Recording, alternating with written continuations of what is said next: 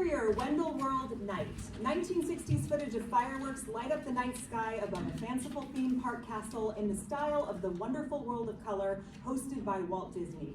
A vintage caption on the screen reads, "The World According to Wendell." And now your host, Thadius Wendell. Exterior River Ride, Wendell World Day. Also 1960s footage, a distinguished but happy-looking man in his 70s captains a small boat full of guests around a narrow tropical canal. This is River Ride, a classic theme park attraction in its heyday. The man wears a khaki safari hat, but also well-tailored suit and tie. His mane of white hair and beard give him a grandfatherly quality. He holds a cap gun and fires multiple times out into the trees. Well, I don't think those natives will be giving us any trouble anymore. Hello, folks, and welcome to River Ride. You know, I created River Ride as a way to celebrate different cultures, as well as appreciate the beauty of exotic animals from all around the world. Whoa, look out! He grabs the gun and shoots at least a dozen times into the water. Close call. That hippo looked poised to attack. You know, I've always thought of my employees as family, and the adventurous cousins I have here at River Ride are only a fraction of the dedicated family members here at Wendell World, the most wonderful world around. We pull away to reveal this is a video playing on a television in a interior large waiting room office day. The episode of The World According to Wendell continues as a number of people in business and business casual attire sit in rows of chairs awaiting their turn, some watching the television. Posters of the various theme park attractions adorn the walls, including Cursed Manor, Galaxy Speeder, and River Ride. Chris, early 20s, sits anxiously staring at his resume. He reaches into his pocket and takes out a carefully folded $20 bill, examining it. I'm in charge of my own life. I decide what happens. Agnes, 60s, walks in with a clipboard. Chris Wilson? Chris puts the bill back quickly and stands up. Follow me. She leads him down a long hallway, through doors, down corridors as they walk and talk. So, what's your story? My story? Oh, well, I was born and raised in Connecticut. Graduated salutatorian in high school with high honors, got a bachelor's at UConn. I didn't ask for your resume. I've got that already. Why are you here? What do you want out of this? Well, the Wendell Company is one of the biggest... Don't overthink it. Don't try to give me the polished version. Get real. Why Wendell World? So I can move up the ranks and shove it in my dad's face that a degree in hospitality wasn't a waste of time and money. Okay, spite good. They arrive at a small office. Agnes sits at her desk and Chris sits in the chair across. Well, congratulations, you're hired. Really? Aren't you going to interview me first? That was the interview. Look, I see so many people every day. We have 40,000 employees here. That's a lot of uniforms to fill. I mean, you seem competent. Now, unfortunately, there aren't many positions available right now, mostly minimum wage, but there are good benefits, and like you said, opportunities to move up the ranks. How does ride operator sound? Sounds great. Good. Looks like there's an opening. Oh, I'm so sorry. If you don't mind, I would really love to work the all-new Robocalypse ride. I've seen all the movies, grew up on the comics, I can speak the Robotian language, not fluently. And to open a brand new attraction, it's part of my 5-year plan. You have a plan, eh? Oh, yeah. My goal is to eventually become the youngest Wendell ambassador the company's ever had. And from there, I'll practically have my pick of careers. That starts with working at Robocalypse. I've charted it all out. He awkwardly fishes in his pants pocket and produces the folded $20 bill, nervously placing it on the desk. Agnes stares at him. Silence, except for the ticking of the clock on the wall. He's sweating. Suddenly, she bursts out laughing. He nervously smiles and chuckles, joining along. He goes to take the bill back, but she grabs it before he can. That was funny. You're funny, kid. Oh, really? I don't think I've ever been called funny before. In fact, I tend to pride myself for my no-nonsense business acumen. Tell you what, to be honest, the computer just randomly assigns you right to work at. You know, fairness and whatnot. Now, I'm not supposed to do this, but I'm gonna bend the rules and personally move you over to the ride that's perfect for you. Oh my God, Robocalypse? I'm not at liberty to say, just know that you'll fit right in. Oh, thank you. Agnes. Agnes, thank you. It's on the name tag. Learn to read them. Oh, yes, thank you, Agnes. I won't regret this. I'm sure I won't.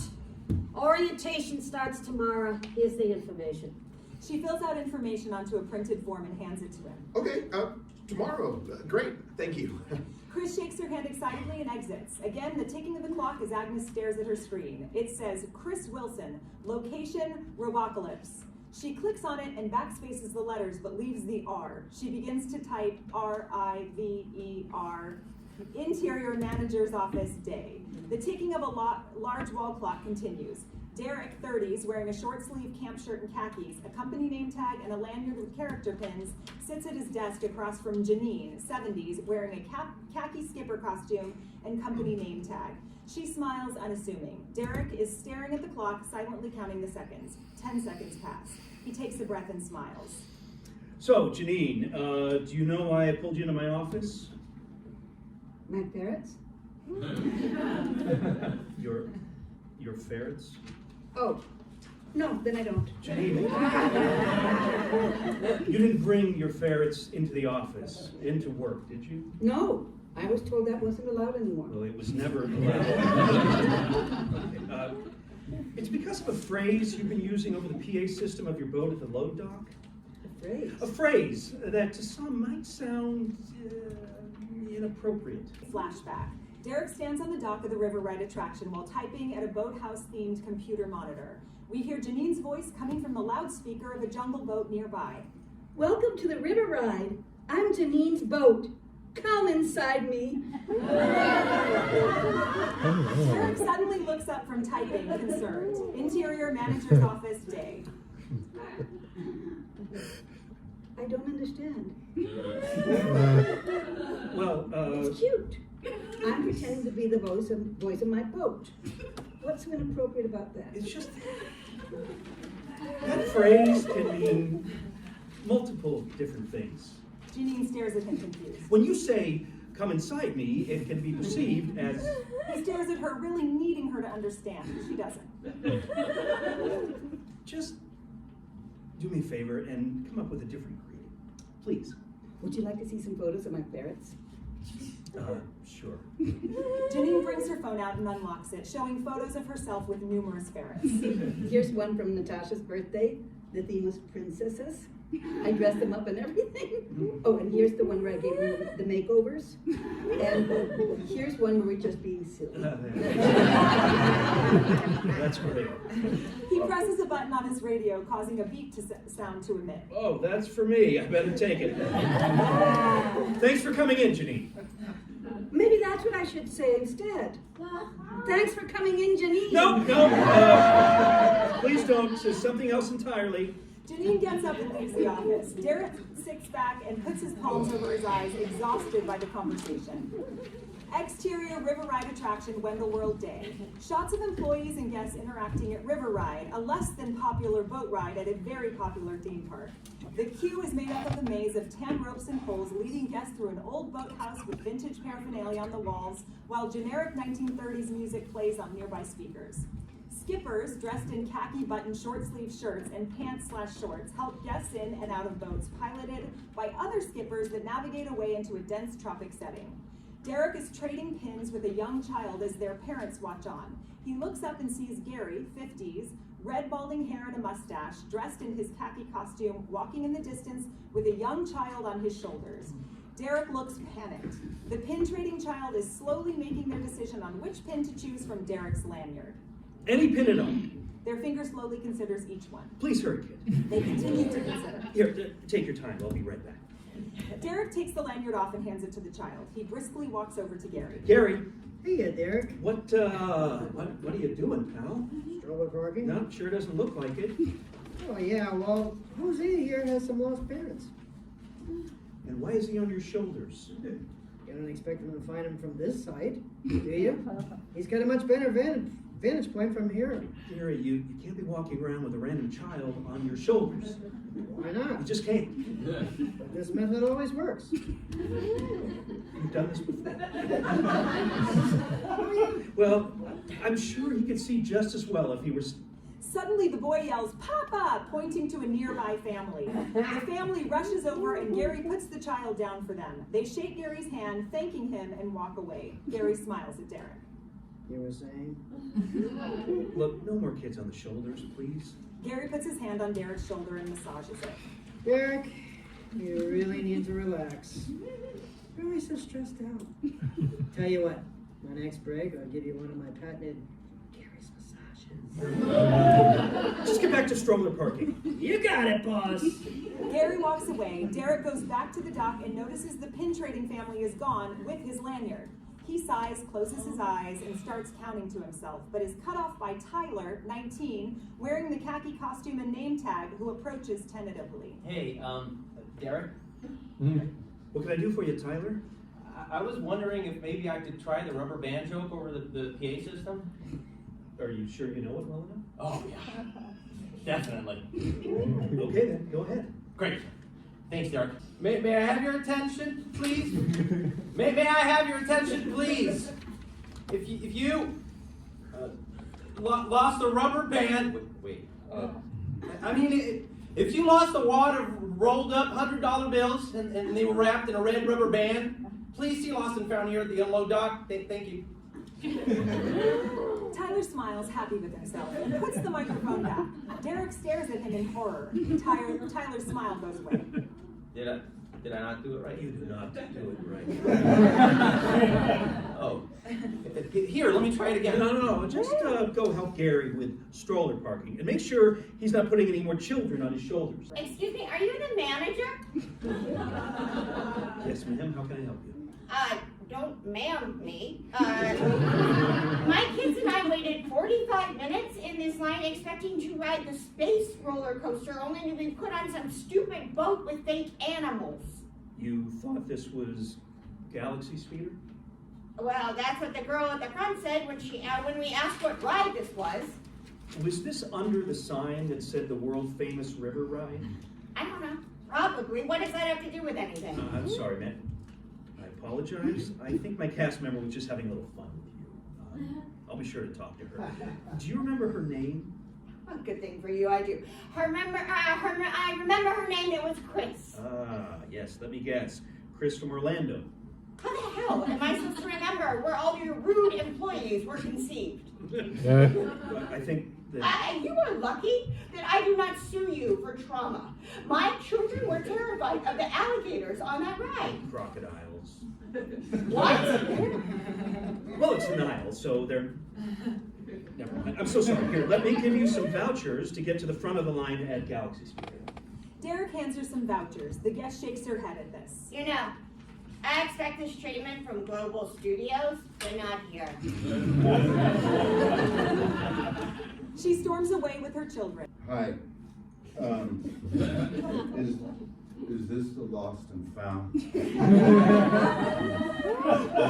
said there's a roll of $100 bills. What? Oh, yeah, that was just a bad joke. Yeah, because it's mine, I lost it. Yeah. As I said, a bad joke. No real money was turned in. I see. Just gonna pocket it for yourself, huh? Well played. Sketchy guest walks away. Derek looks in the distance and sees an improvisational actor dressed in full, colorful safari costume, having a pleasant conversation with the child and her parents. The child giggles as the actor makes the parrot on their forearm talk to the child through ventriloquism. The family laughs. Derek sighs and goes back to the computer. There is a mirror next to the computer that says, "Are you show ready?" He stares at himself, trying to speak out of the side of his mouth without moving his lips poorly. What's your name, little girl? What are you doing? Derek turns around quickly to Faith, early 20s, khaki costume, and name tag that says Chris Orlando. What? Nothing. Okay. What do you need, Faith? Some guests were yelling at me at greeter, and now they want to yell at you. Okay, I'll be right there. Where's your name tag? I don't know. Your butt? You need to stop using the backup name tags. They're for emergencies only. If someone complains about you at customer service, it confuses everyone. Stop telling people this is Galaxy Speeder. Hey, that's on them. They're too stupid to read. I know, but come on. Help me out. Yes, sir. She salutes and walks away. Derek looks into the mirror and speaks out of the side of his mouth again. You're a good manager, Derek. Derek closes his eyes, takes a breath, and walks over to the greeter position at the entrance of the attraction, where Faith is being yelled at by a couple, both in electric scooters. You're gonna stand there with your working legs and tell us we have to go through the line? Ma'am, like I said, our queue is wheelchair and ECV accessible. Yeah, we didn't have to go through the line last time. Where is your manager? Hi, I'm Derek, the manager. How can I help you? You can help us by taking us to the front of the line, like we always do. We've been coming here since the 80s, right? And this is the first time this has ever happened to us. Yes, we've recently remodeled our queue line so it can accommodate wheelchairs, and unfortunately that is the new policy, but it allows you to see everything in line you've never been able to see before. Excuse me, Derek, is it? You're cute and all, but it's clear you have no real power here. I want to speak to your boss. I'm the final authority on this. As I said, it is our new policy. How about that guy? Excuse me. She points at Calvin, a tall, handsome man with a strong jaw and buttoned dress shirt tucked into fitted black dress pants. Hi, everybody. What's happening? Are you the real manager, the one with power? Well, I'm the area manager. Does that make you his boss? We don't like to use words like boss here. You could say I'm his leader. Okay, well, they're trying to tell us that we have to go through the line with everyone else. We've never had to do that before. We're pass holders. Well. While it is true we have recently changed our wheelchair policy, it seems you've both been patrons of ours for quite some time now. I'm sure we could make an exception in your case. Here, why don't I personally escort the both of you to the next available boat? Yes. Thank you. Now that's a manager. Calvin. Not a problem, Derek. Happy to help. Calvin starts to escort the wheelchair party to the unload dock. As he does, he turns to Derek. Where's your big Wow. That was not easy to watch. Faith walks away. Derek takes a deep breath. He looks over to stroller parking and sees Gary and Tyler, both with children on their shoulders, about to race. On your marks, get set, go! They both start running as fast as they can, with the children squealing with joy. Derek purses his lips and closes his eyes. 1, 2, 3, 4. He overhears Faith standing at the entrance to the attraction, talking to a guest. Oh, this is Gold Mine Coaster. The wildest ride in the wilderness. The guest seems confused. Derek starts counting again. 1, 2, 3. He hears Janine's voice on the loudspeaker of her boat at the loading dock. Welcome to River Ride. I'm Janine's boat. Be careful, I'm soaking wet. Derek closes his eyes. He's shaking. He starts the counting again. 1, 2. Excuse me, I left a roll of cash here. Can you check your lost and found? It was a joke! Everyone standing around Derek stops and stares at him. That's what we do here. We tell jokes. The money doesn't exist. It never existed. There was never any money. No money! What's wrong with you people? Suddenly, Heather, a young female skipper, runs up to the guest, slightly out of breath. Hi, sir. I think you left this on my boat just now. She hands him a money clip with rolls of bills in it. Yes, thank you very much. Lost and found guest shakes his head at Derek as he walks away. Derek hangs his head. He looks at his watch. It's only 9:41 a.m. A pair of ferrets dressed in princess outfits run by Derek's feet. We hear the sound of a child falling and crying. Gary runs up to Derek. Hey, Derek, where do we keep the first aid kit? Break room. Gary swiftly walks away. Interior Calvin's office day. Calvin's office is slightly bigger and nicer than Derek's. His wall features diplomas, family photos on vacation trips, and motivational posters. So, Derek, do you know why I pulled you into my office? Because I screamed at a guest who had left his money clip on one of the boats? Yep. What happened there, bud? I don't know. I think I just hit my braking. Okay. Well, you can't be doing that, pal. You gotta have some impulse control. Now, don't get me wrong, there's some days when I just want to tell the occasional guest to take a hike, but I don't, because it's not good form. Get what I'm saying? I do. Yeah, great. So I'll mark this conversation down in your file. Gotta give you half a demerit point, you understand. And hey, next time a guest gets on your nerves, try counting to 10 in your head first. I'll do that. No more outbursts? No more outbursts. That's what I like to hear. Calvin suddenly presses a button on his radio, causing a beep sound to emit. Wow, that's for me. I better take it. See you out there, Derek. Derek nods, expressionless, stands up, and walks away. Interior Wendell conference room day. The lights dim and the projection wall is illuminated with an image of a smiling Thadius Wendell in his older years. Thadius Wendell once said, "The secret to happiness is the journey to find it." Fade to. The video is ending with many new hires and happy tears while watching. His last words before he passed were, "I'm proud of every person who walks through these gates. Now I've got to walk through my own." And now it's your turn to take the keys to the park and welcome the next generation of guests. Make Thadius proud. Large, happy sobbing from a number of people in the room. Lights fade up. Chris overhears a conversation at his table. Well, I heard the guests will get to choose their ending, so every ride through is different, and the robots will thank you by name. Yeah, they wanted to also project the guest's face on the wall in the detention center scene, but they just couldn't get it to look right. Hey, you know your Robocalypse. I'm Steph, this is Mark, Lana, and Pedro. I'm Chris. Nice to meet you all. So I assume you're training at Robocalypse as well? Yep. Or should I say affirmative? Let's come, kids. Oh, here come our trainers. A series of employees in different themed costumes start filing into the room, including Faith, still wearing her Chris from Orlando name tag. Chris Wilson, Yes? you're with me. Chris looks to his cluster, confused. I thought you were training at Robocalypse. I am. It's probably a mistake. He walks up to Faith. Hey, I'm sorry. Well, what's this about?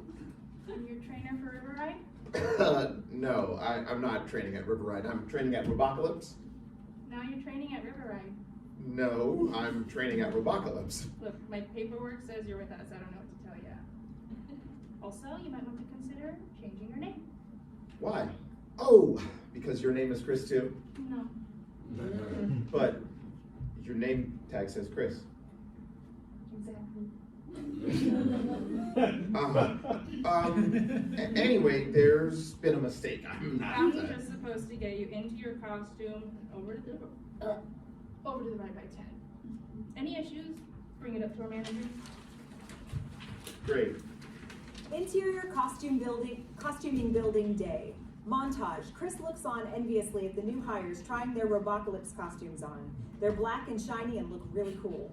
He then looks down at his own khaki costume that seems unnecessarily tight. He looks ridiculous. Faith takes a look at him and laughs. The Robocalypse hires try on different helmets. Chris puts on his skipper hat, and that's way too big. He's miserable. Exterior river ride attraction, Wendell World Day. A rotund skipper, Joe, 50s, is helping guests out of their boat and unload while singing Springtime for Hitler from the producers operatically. Music fades as he continues. Springtime for Hitler and Germany. Deutschland is happy and gay. We're marching to a faster pace. Look out, here comes the master race. He winks to an elderly lady he's assisting out of the boat, who blushes. Derek casually walks up to Joe. Joe, we've talked about this. You can sing, just not about Hitler. It's topical, Derek. This is supposed to be 1938, time period appropriate. You know what isn't time period accurate? Your smartphone clipped to your belt. But hey, proper theming is just one of the 4 pillars of park success. Who cares, right? No Hitler songs, please. Janine is greeting guests as they approach the attraction. A middle-aged woman walks up and tries to leave a stroller next to her. Ma'am, this is not a stroller parking. If you have a stroller, please take it in the rear. The woman looks at her confused. She points at the stroller. Ma'am, you want to take it in the rear. The woman continues to look confused. Oh, fine, give it to me. I'll take it in the rear for you. Janine takes the stroller and walks away as Faith brings Chris and the other 2 trainees up to the entrance of the ride. So that's Derek, our manager. He's handling a guest situation. We see Derek from afar being berated by a man holding a large iguana on a leash. Derek calmly talks to him and the man leaves in a huff. Derek closes his eyes and starts counting. Word of advice, always wait until Derek finishes his meditation count to 10. It's something he's trying to do lately to lower his blood pressure. Faith and Chris approach Derek. Derek, this is Chris, our new hire. Hey, nice to meet you. Hey, you too. Sorry, do you have a second to talk? Sure. They walk away from Faith. Okay, so the thing is, I'm not supposed to be training here. There was a screw up. I was told during my interview that I'd be placed at the new Robocalypse ride. Oh, is that so? Yeah, plus I'm not really a fan of jokes or puns or humor in general. Probably not a good fit for me. So I don't know what forms need to be filled out to fix this. Did you interview with Agnes? Yes. How did you know that? She's a firecracker, huh? Yeah, I actually interviewed with her myself when I first started here years ago. I can't believe she's still working here. Let me guess, you gave her a speech about how the Robocalypse ride was your destiny, and she listened and nodded and told you that she was placing you exactly where you needed to be. Yeah, that's what she... Wait, what? Same thing happened to me. I told her how big of a fan I was of the Cursed Manor, that I'd read all the books, and that it was where I belonged, and she said she knew just where to send me. Turned out, it was here to River Ride. I think it's her favorite ride. Take it as a compliment. No! I do not take it as a compliment. She lied to me. Did she ever say she was sending you to Robocalypse? Well, no, not exactly, but she implied. Look, I'll tell you what, you train here at River Ride, 6 to 8 months, you can put in a request to transfer to Robocalypse. 6 to 8 months? I don't want to be rude, but I don't think I'll still be working as a ride operator by then. See, I've got a 10-year plan? 5-year plan, actually. Oh, 5 years. Okay. Look, Chris, everyone and their mother wants to work at the brand new ride until they don't. Catch what I'm saying? Not exactly. Okay. How about you take it one day at a time? I guarantee you, by the end of the week, you won't want to work anywhere else but River Ride. And if that's not the case, we'll talk then. Tyler approaches them. Hey, Derek. Sorry to interrupt. There's a guy at Unload who wants a refund because he says this is the worst ride he's ever been on. Sure. I'll be right there. Tyler walks away. Derek follows him. As he walks away, One day. he leaves. Faith walks up to Chris. Okay, I'll take you backstage to boat storage, and then to cafeteria for lunch. Ooh, and if we're lucky, we'll get to see animal people changing from Yippee. They walk away as we see Joe helping another boat of guests at unload, singing Tomorrow from Annie. Tomorrow, tomorrow, I'll love ya tomorrow. You're always a day away. Everybody, come on! Tomorrow, tomorrow, I love ya tomorrow. You're always a day away. Oompa!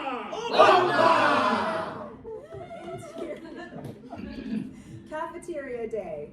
A busy lunch scene shows employees in all different colorful costumes sitting at booths and tables or ordering food.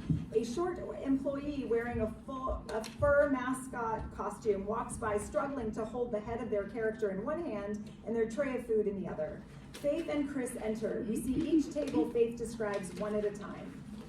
Okay, this is the cafeteria. Notice the cliques. You've got your cheerleaders, the jaded princesses. Don't make eye contact unless you want to get eaten alive. You've got your burnouts, the sleep-deprived food and beverage team. They'll hook you up with free french fries if you play your cards right. You got your goths, the cursed manor servants. Oh, they're the only park employees who don't have to smile. Your preps, the guest services hosts, also known as the plats, the park robot. Oh, what clique are we considered? Probably AV club nerds. We keep to ourselves in the Riverbank break room. We'll see that later. Let's get some lunch. Or to the wise, don't get anything except sandwiches or chicken fingers, unless you want explosive diarrhea. Or is it don't get the chicken fingers or sandwiches, they do give you explosive diarrhea? I don't know, I can't remember. That's why I always bag my lunch. Thanks for the heads up. They walk past Derek, who is paying for his tray of food at the register.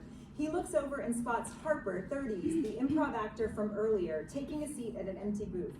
He works up the courage to approach her. Hi, I'm sorry to bother you, but you're the parrot lady, right? The Streetmosphere character? That's me. Oh, you're so good. Every time I see you interacting with people, it's really fun. You have the best job. Thanks, Derek. You know my name? I mean, She points on her chest where a name tag marks it. He winces. Right, name tag. She smiles at his splendor. I'm Harper. They shake hands. Hi, nice to meet you. So, how long have you been an actor? Well, I graduated with an MFA from NYU's Tisch program.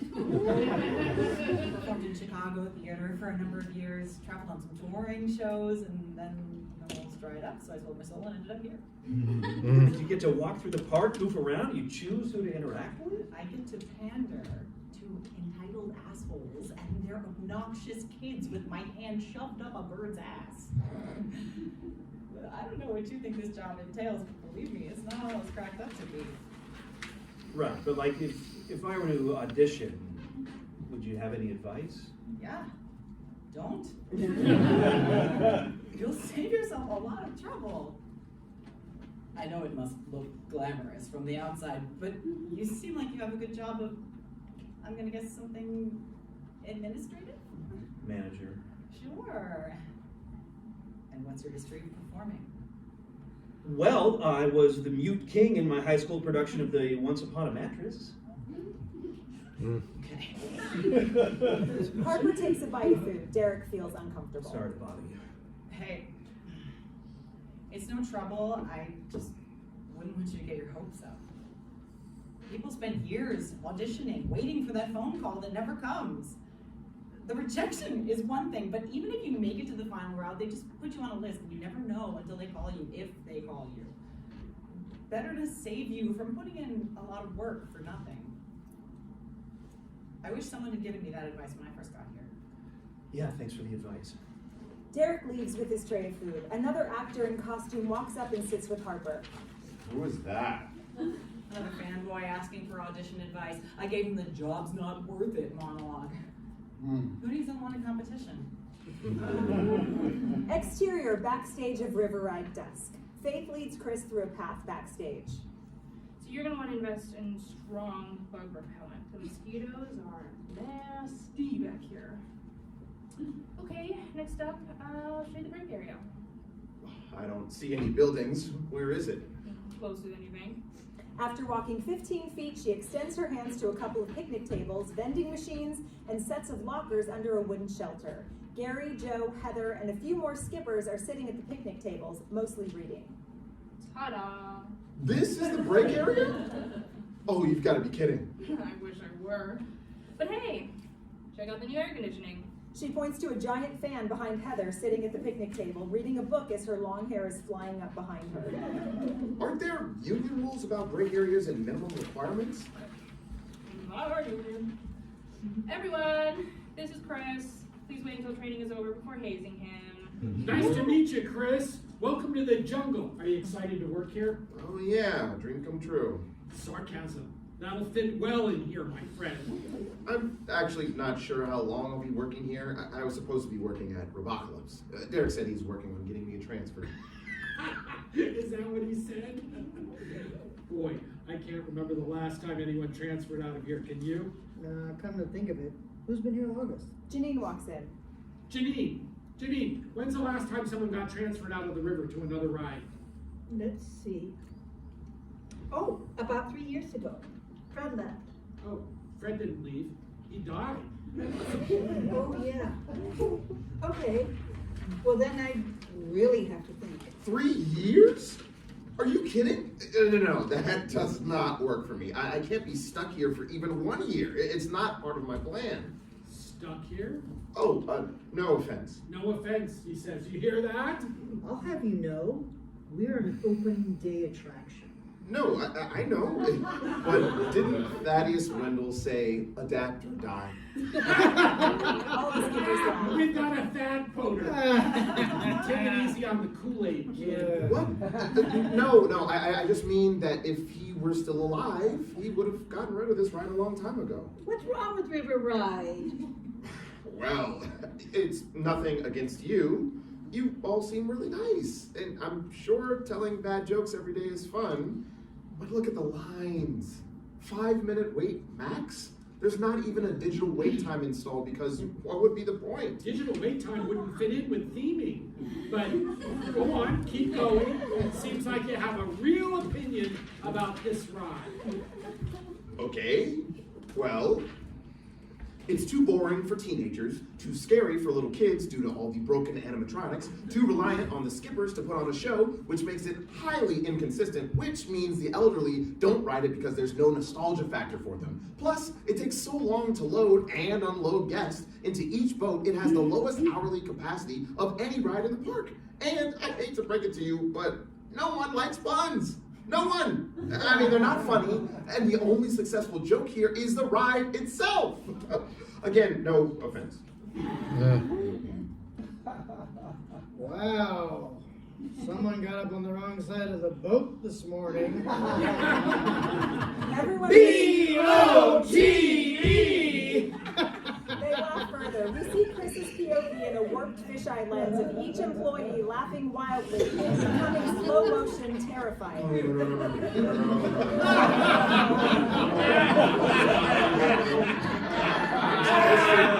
at Robocalypse, I've worked too hard to make this be my life. What is wrong with you people? The laughters died down, but they didn't quite hear what Chris said. What was that, Chris? I said, what's wrong with you? You're laughing at nothing. B-O-T-E? What even is that? This place should have been bulldozed decades ago. It's a prison where no one's escaped for at least 3 years, and you're all a bunch of morons willfully serving a life sentence. But not me, because I'm in charge of my own life. I decide what happens, and I'm getting off this boat ride. Chris goes to turn and runs into Derek, who's been standing behind him. Hey, Chris. Let's go chat in my office. Chris looks around at everyone and awkwardly follows Derek. Interior manager's office. Derek and Chris enter the office. Shut the door. Chris shuts the door. Sit down. Chris sits. Derek reaches into a drawer, pulls out a form, and starts filling it out. Don't you want to count to? Derek gives him a look. Chris hesitates. Derek continues filling. Look, about what just happened, I didn't mean to. Derek finishes the form and hands it to Chris. What's this? Congratulations, you got your transfer. What? Really? To Robocalypse? Yes, to friggin' Robocalypse. Take the weekend off, call that number on Monday, you should be in their system by then. Okay, thanks. Chris goes to leave. You want to know why this ride wasn't bulldozed decades ago? Because it was Thadius Wendell's favorite ride in the park. And he wrote in his will that it would never be removed. And it's been so long since the last employee transferred to another ride, because believe it or not, this is a good ride. Run by good people. We're a family. Yeah, a really weird family of foul-mouthed grandmas, creepy uncles, and pain-in-the-ass cousins, but a family nonetheless. And this ride allows everyone to be expressive in their own way. So Joe plays the confident adventurer. Grace uses sarcasm. Janine is, I don't know, unintentionally crude. It's not consistent. That's what I like about it. A little advice: if you want to make something of yourself here, you either adapt or die. That said, I wish you luck at Robocalypse. Chris hesitantly leaves the office. Exterior river ride entrance, dusk. Chris walks away from the entrance of the ride with his backpack. He stops and looks back at it, uncertain if he's made the right choice.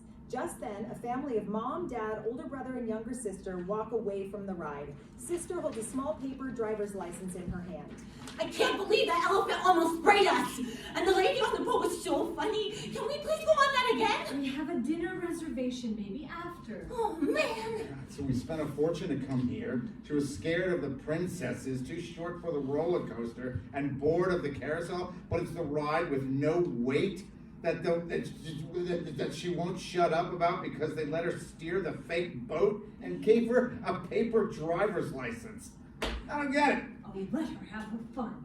The sister smiles and waves at Chris as they pass him. He smiles and waves back. He thinks for a moment, looking down at his transfer.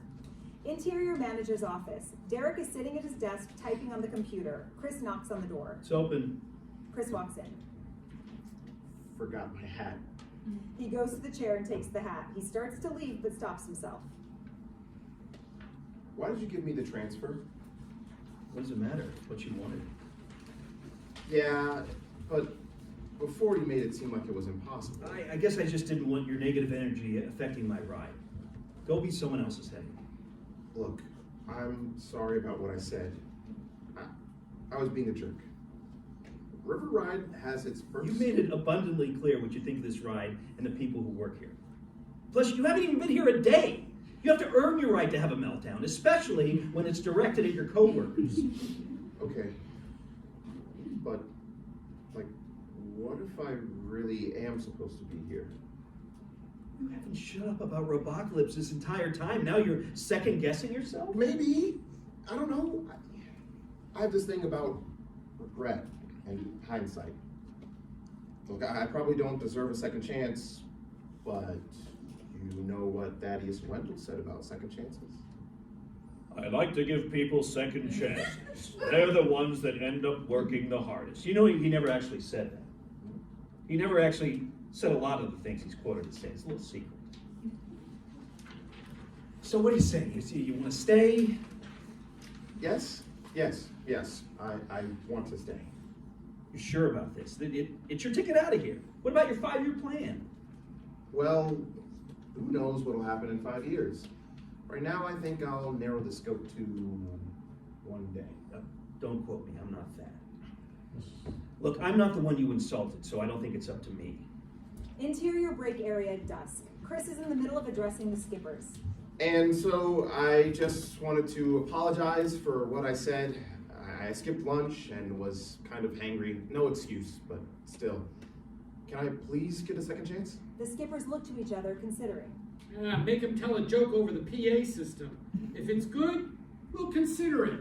Chris has a sullen look on his face. I don't think that's a good idea. I'm not, Cut to exterior unload dock, dusk. The employees from the break room all gather nearby as Derek turns on the PA system. Hey, listen, I'm not great with public speaking. Now, I find that hard to believe. You did a pretty good job in the break room earlier. Chris cringes at this. Relax. Derek hands him the microphone and a sheet of paper. It's just a joke. Chris looks down at the paper with various jokes on it. He presses the button on the microphone, putting a spotlight on it and cutting off the generic 1930s background music. All guests and employees stop and look at him. May I? Loud feedback from the microphone echoes through the speakers, causing everyone to cringe, including Chris. Derek helps by pulling the microphone away from his face a bit. May I have your attention, please? We see his POV of everyone staring at him. He starts sweating profusely. Tunnel vision. He takes a deep breath and reads from the list.